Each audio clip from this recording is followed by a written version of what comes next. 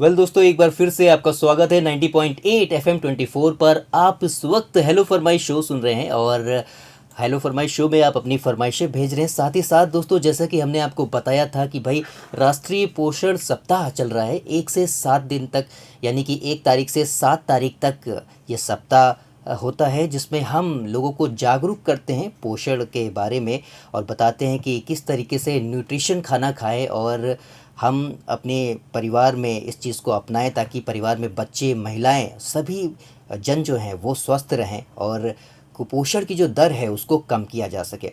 तो ऐसे में जैसे कि हमने आपको बताया था कि हमारे साथ जल्द ही डॉक्टर रूप सिंह जुड़ेंगे, जो कि सिटी नर्सिंग होम के डायरेक्टर हैं।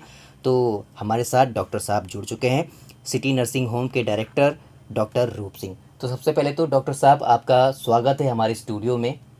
बहुत बहुत धन्यवाद। 90.8 FM। डॉक्टर साहब, बहुत सारी जानकारियाँ आप तक पहुँचाने वाले हैं कि पोषण हमारी लाइफ में कितना महत्व रखता है। हम जो खाना खाते हैं वही हमें शक्ति देता है कि हम आगे क्या कुछ करने वाले हैं, हमारा शारीरिक और मानसिक विकास कैसा रहने वाला है। तो सबसे पहले तो डॉक्टर साहब, हमारे श्रोताओं को ये बताइए कि पोषण का हमारी लाइफ में क्या महत्व है। पोषण पर थोड़ा सा प्रकाश डालिएगा और इस मिशन पर। एक कहावत है, we are what we eat. हम वो हैं जैसा हम खाते हैं। हिंदी में कहा गया है, जैसा अन्न वैसा मन। जी। भारत सरकार के माननीय प्रधानमंत्री जी ने सितंबर 1 से लेकर 7 तक पोषण सप्ताह की घोषणा की है और भारत सरकार का उद्देश्य है कि 2022 तक हम कुपोषण से मुक्त हों। आंकड़ा क्या होगा इसका? लो वेट बच्चों की मॉर्टेलिटी, कुपोषण युक्त बच्चों से मुक्ति मिले। जी डॉक्टर साहब, तो अभी हमारे भिवाड़ी की क्या स्थिति है इस मामले में, ज़रा इस पर थोड़ा सा आप बताएं हमारे श्रोताओं को। यूनिसेफ की बहुत पहले की घोषणा है कि भारत बच्चों के लिए बहुत खतरनाक है, यानी 70% से ज़्यादा बच्चों में अनीमिया है। जी। धात्री माताओं में और गर्भवती माताओं में बहुत कुपोषण है। जी। भारत के ये आंकड़े तिजारा, मेवात क्षेत्र, भिवाड़ी, जहाँ पर 1500 मजदूर कॉलोनियाँ हैं, जहाँ पर फैमिली हेल्थ जैसे सर्वे कभी कभी ही होते हैं। जी। तो मैं कहूँगा कि पोषण की स्थिति से तो बस जीवन यापन ही है, पोषण की बात करना बेमानी है। तो इस मामले में देखिए, हमारी स्थिति बहुत अच्छी नहीं है और ध्यान देने की ज़रूरत है। तो डॉक्टर साहब, किस तरीके से हम इस मामले में ध्यान दें और बच्चों को क्या खिलाएं, क्योंकि नवजात शिशुओं में ये चीज़ें ज़्यादा महत्व रखती हैं। क्योंकि बच्चे, अगर जो हमारे नवजात बच्चे हैं वो कमज़ोर होते हैं तो पूरी ज़िंदगी उनको वो जो अक्षमता है वो झेलनी पड़ती है। आपने बहुत सही कहा है, अगर बचपन कुपोषित है तो पूरा देश कुपोषित है। जी। अगर बचपन में माइक्रो न्यूट्रिएंट की कमी है तो बाद में दिमाग की कमी है। जी। अगर बचपन में प्रोटीन की कमी है तो बाद में मांसपेशियों की कमी है। यानी कि अगर हमने बचपन का कुपोषण नहीं रोका तो हम एक अस्वस्थ राष्ट्र की तरफ बढ़ेंगे। अगर 58% से 60% बच्चे भी आज की तारीख में कुपोषित हैं तो ये बहुत बड़ी चेतावनी है। हमने 2 गलती की हैं। एक, जो अफोर्ड नहीं कर सकते उनको तो रित भूख, मित भूख और हित भूख, ये फॉर्मूला नहीं सिखाया। इसको कहते हैं ऋतु के अनुसार भोजन करना। जी, ऋतु के अनुसार भोजन। ऋतु के अनुसार भोजन करना। हित भूख का मतलब होता है जो आपकी बॉडी के लिए बेनिफिशियल हो वो भोजन करना। और मित भूख यानी कम मात्रा में और बैलेंस मात्रा में भोजन करना। गरीब लोग तो ये भूल गए और जो अमीर लोग थे, जो अफोर्ड कर सकते थे, उनका सारा न्यूट्रिशन बॉर्नविटा पे, प्रोटीन के डब्बों पर, डब्बे युक्त पोषण पर चला गया, जो कि वो भी एक कुपोषण है। भारत के स्कूलों के सर्वे के अनुसार दिल्ली में 70% से ज़्यादा बच्चे ओबीज हैं। जी। मोटे बच्चों को भी कुपोषित बच्चा ही कहते हैं। तो कहने का मतलब कहीं ना कहीं इस पोषण माह की बहुत ज़रूरत थी। संतुलित भोजन, संतुलित दिमाग, इस नारे को पहुंचाने की ज़रूरत थी, जो आंगनवाड़ियों के मार्फत गांव-गांव में पहुंचेगा। तो इस मामले में अभी इनिशियल लेवल पर क्या कर सकते हैं हमारे श्रोता जो इस वक्त सुन रहे हैं, वो किस तरीके से अपने खान पान पे ध्यान दें, क्या कुछ करें? जैसा कि आपने बताया कि 3 एक फार्मूला आपने बताया जिस पे हम चल करके अपनी डाइट को बैलेंस कर सकते हैं। जी, लगभग 48 टाइप ऑफ ट्रेडिशनल मील्स जी। पोषण बोर्ड जो है उसने भी प्रेरित किए हैं। आपने सुना होगा थोड़े दिनों बाद पहले बाबा रामदेव ने एक खिचड़ी बनाई, जी जी यानी भारत के दलिए में, खिचड़ी में, ज्वार में, मकई में बहुत ताकत है। यही मार्केट में कॉर्नफ्लेक बन के वापस आता है, यही डब्बाबंद फूड बन के वापस आता है। आयुर्वेद जो बहुत पुराना भोजन का ही शास्त्र है, वो कहता है सावन साग न भादो दही, क्वार करेला न कार्तिक मही। यानी ये 4 डोंट्स हैं कि आप सावन में पत्तेदार साग मत खाइए, जी, भादों में दही और कढ़ी मत नहीं खाइए। खाइए, सावन साग ने भादो दही, क्वार करेला, जो क्वार का माह होता है उसमें उसमें करेला करेला नहीं मत खाना खाइए। चाहिए। करेला डायबिटीज के लिए बहुत उपयोगी होता है, पर क्वार में नहीं खाना चाहिए क्योंकि उसमें एक कीड़ा होता है। जी और कार्तिक के महीने में मूली नहीं खानी चाहिए। ये इसी तरह से हमारे यहाँ पर कुछ डूज भी हैं, जैसे कि फिर सावन में क्या खाएं। सावन में हाँ क्या खाएं? सावन में हर्रे खाएं। हर्रे को मदर भी कहते हैं, माँ जैसी होती है। हर्रे एक हर्ब होती है, अच्छा। बच्चों के पेट दर्द को और वात के रोगों को मिटाती है। सावन हर्रे भादों चीत, क्वार मास गुड़ खाए मीत। अब बच्चों को ये दिक्कत होगी को तो भूल गए होंगे कि सावन किसको कहते हैं, भादों किसको हाँ, कहते ये हैं। तो भी- मैं कह दूं कि मैं अगस्त, सितंबर और अक्टूबर की बात कर रहा हूँ। अगस्त में हर्रे खानी चाहिए, इससे पेट के रोग नहीं होते, हैजा, जॉन्डिस, इस तरह की चीज़ें नहीं होती। और भादों जो अभी अभी चल ही रहा है, यानी जो सितंबर की शुरुआत है, इसमें चीत का सेवन करना चाहिए और क्वार मास में गुड़ खाना चाहिए। यानी मीठों में चीनी से भी श्रेष्ठ है गुड़। और वैसे गुड़ की बहुत सारी विशेषताएं, कहा जाता है कि चीनी को आप छोड़ करके गुड़ का इस्तेमाल करें। चाय हम लोग ज़्यादा पीते हैं, इंडियन लोग चाय बहुत ज़्यादा पीते हैं, तो सही गुड़ कहा की चाय आपने। पिए। एक लाइफ स्टाइल बीमारियों की बाढ़ आ गई है भारत में। जी लाइफ स्टाइल बीमारियां उनको कहते हैं जो जीवनचर्या में विरूपता आने के कारण आती हैं। जी मोटापा, डायबिटीज, ब्लड प्रेशर, हार्ट के रोग, डिप्रेशन, जी गठिया, कैंसर, इन सब को होलसेल में एक टर्म दें तो वो हुआ life style disease. Rotary district 3053 का मैं डिस्ट्रिक्ट चेयरमैन हूँ, इसी का न्यूट्रिशन जी का, जी पॉजिटिव हेल्थ का। तो उनका एक नारा है, 1 चम्मच कम, 4 कदम ज़्यादा। यानी कि 1 चम्मच चीनी कम खाइए रोजाना। रोज़ाना। तो घर में महीने में 1 किलो चीनी कम खरीदिए हर माह। हर माह।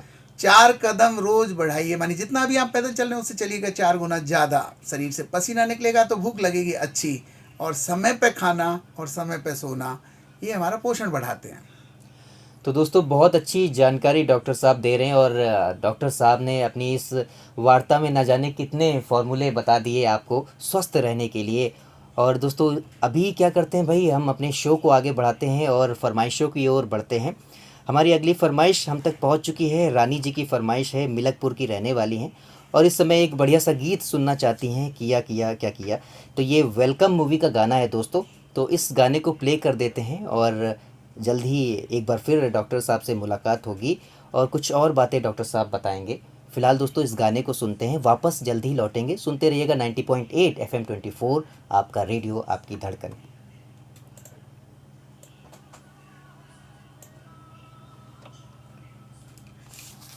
एक बार और लेते हैं बस, सिर्फ 2 लिंक, इसमें थोड़ा सा लिख दो।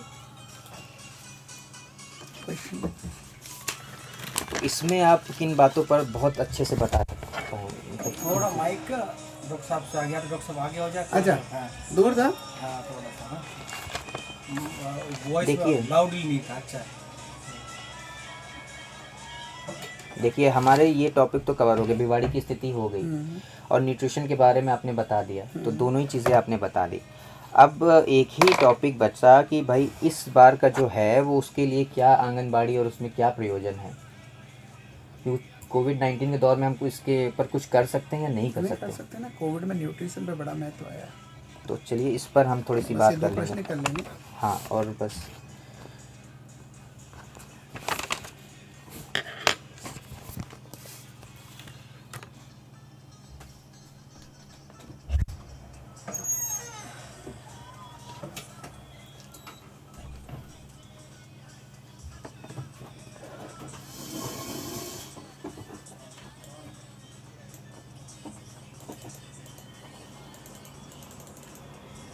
अरे वाह, हवा चलाई आपने। क्या लाइट नहीं आ रही थी क्या अभी? नहीं, माइक पे आवाज़ जा रही थी तो अच्छा। इसलिए साउंड जा रहा था।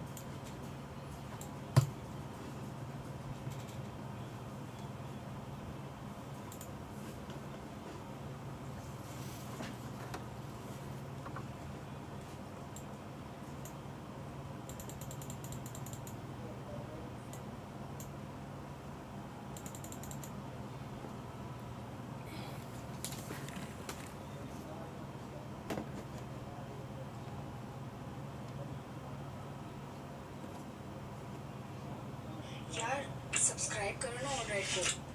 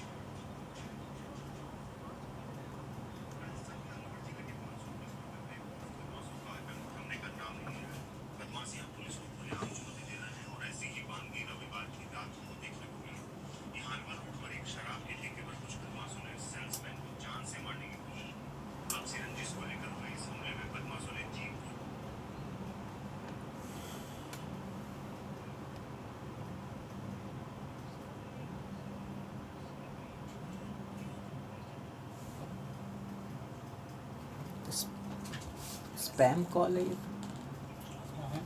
इसमें देखो क्या है। सुन ना, वो ऐड हटा देना। अब नीलामी वाला हो गया। अब तो नगर परिषद का ऐड है तो नीलामी वाला ऐड हो गया। हट गया वो। चल रहा था थोड़ी देर पहले, कहाँ चल रहा था, इसमें तो था नहीं। आज चला।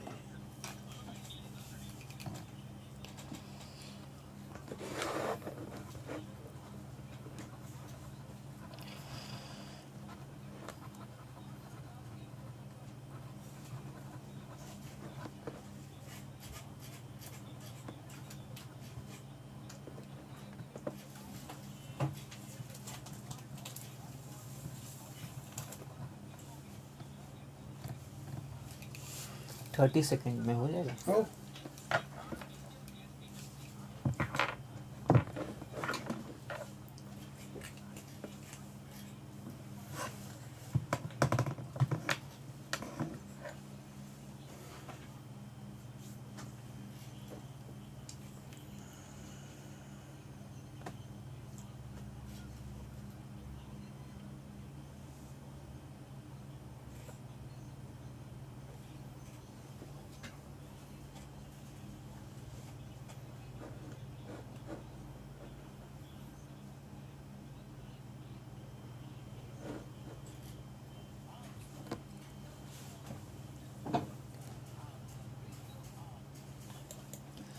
वेलकम बैक दोस्तों, एक बार फिर से आपका स्वागत है 90.8 FM 24 पर। इस समय हेलो फरमाइश शो को सुन रहे हैं। और दोस्तों आज का हेलो फरमाइश शो काफ़ी खास है क्योंकि हमारे साथ डॉक्टर रूप सिंह जी जुड़े हुए हैं और वो आपको बहुत अच्छी अच्छी जानकारियाँ दे रहे हैं। डॉक्टर रूप सिंह जो कि सिटी नर्सिंग होम के डायरेक्टर हैं और पोषण सप्ताह को लेकर के बहुत सारी जानकारियाँ जो आपके लिए बहुत एक तरीके से कह सकते हैं अमृत साबित होंगी, क्योंकि आप जब उन जानकारियों पर अमल करेंगे, यानी जो वो आपको बता रहे हैं उन चीज़ों पर ध्यान दे करके उनकी बातों पर अमल करेंगे, तो आप ये जान लीजिए आपका परिवार स्वस्थ रहेगा और आप स्वस्थ रहेंगे तो खुश रहेंगे और बहुत सारी परेशानियों से बचेंगे। क्योंकि ज़्यादातर परेशानियां जो होती हैं स्वास्थ्य को लेकर के ही होती हैं। हमारी आर्थिक स्थिति कमज़ोर होती है और उसमें अगर स्वास्थ्य गड़बड़ा जाता है परिवार के किसी सदस्य का, तो फिर हमारे ऊपर भी प्रेशर आता है। और जैसा कि आप जानते हैं कि चिकित्सा व्यवस्था हमारे देश की जो है तो काफ़ी खर्चा लग जाता है। तो इस मामले में आप अपना और अपने परिवार का स्वास्थ्य बेहतर बनाए रखें, इसी में हम सबकी भलाई है, आपके परिवार की भलाई है। तो डॉक्टर साहब हैं और वो आपको बहुत सारी जानकारियाँ दे रहे हैं। तो डॉक्टर साहब, हम अपने श्रोताओं को ये बताना चाहते हैं कि इस बार का जो हर साल मनाया जाता है राष्ट्रीय पोषण सप्ताह, तो इस बार के ये राष्ट्रीय पोषण सप्ताह को लेकर के, क्योंकि कोविड-19 का दौर चल रहा है, जी ऐसे में हम कार्यशालाएं भी नहीं कर सकते हैं। तो कैसे सरकार के कार्यक्रम क्या हैं इस बार इस पोषण सप्ताह को लेकर के, जो राष्ट्रीय पोषण सप्ताह है, तो किस तरीके से इसको हम अवेयरनेस किस तरीके से फैलाएं, महिलाओं को कैसे बताएं और कैसे जागरूक करें, क्योंकि हम कार्यशालाएं नहीं कर सकते। तो क्या कुछ प्रयोजन है सरकार के लिए, सरकार के प्रति, और सरकार ने जो ब्लॉक लेवल पर बनाए हैं? पोषण सप्ताह की सबसे बेहतर और ग्रामीण इकाई होती है, उसको कहते हैं आंगनवाड़ी। जी वहाँ के लिए एक नारा दिया गया है, सही पोषण देश रोशन। जी जी सही पोषण देश रोशन। बच्चों को करवाएं योग, बच्चों को सिखाएं एक्सरसाइज, और आंगनवाड़ी सेंटर्स पर take home ration, distribution day, Annapurna day, Godh Bharai, महिलाओं को पोषण, जी। ये तो वो है जो भारत सरकार ने ड्राफ्ट किए हैं। जी लेकिन कुछ ऐसे भी हैं जो 5000 साल से इस देश की मिट्टी में चलते आए हैं। 10 दिन से गणेश पूजन हो रहा है, आज जी, गणेश जी। विसर्जन हो रहा है। आप जानते हैं गणेश जी लड्डू खाते हैं, गणेश जी जामुन खाते जी, हैं, जी। गणेश जी पर पत्ते चढ़ते हैं, यहाँ तक कि करेले की पत्तियों की चाय, करेले की सब्जी और करेले की पत्तियों का साग, ये भी इस माह में बेहतरीन एंटी डायबिटिक डिश है। जैसा आहार वही औषध, यानी जैसा खाएंगे वो पेट में जाके दवाई बन जाएगा। इस इश्यू में हम इसी पर बात रोकते हैं, आगे आप सबसे बात करते रहेंगे।